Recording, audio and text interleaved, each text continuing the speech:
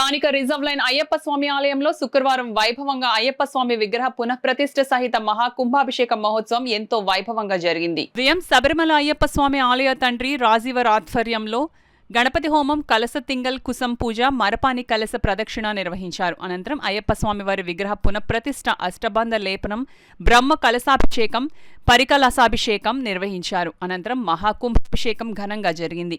ఈ సందర్భంగా స్వామివారికి ప్రసన్న పూజాహారతి నిర్వహించారు. కుమార్వేలు గురుస్వామి ఆధ్వర్యంలో భక్తులకు ఎటువంటి ఇబ్బందులు లేకుండా భారీ ఏర్పాట్లు చేశారు. మధ్యాహ్నం అయ్యప్ప స్వాములకు భక్తులకు భారీ అన్నదాన కార్యక్రమం నిర్వహించారు.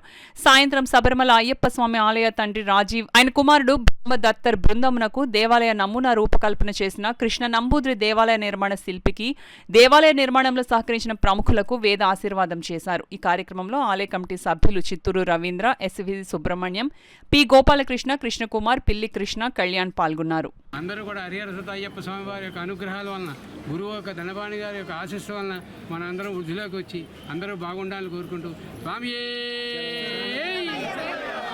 అపరాధ క్షమామూర్తి భగవానే, చక్రం భగవానే, గురువే, దైవమే, వందనమే, ఆడిగుడి స్వామియే, ఆనంద చిత్తనయ్యనయ్యప్ప స్వామియే.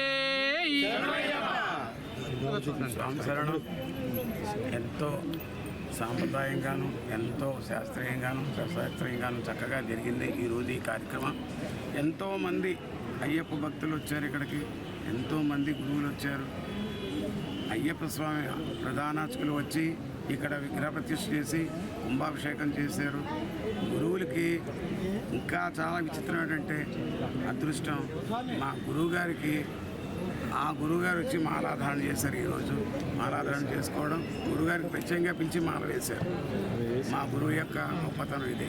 స్వామియే శరణమయ్యప్ప.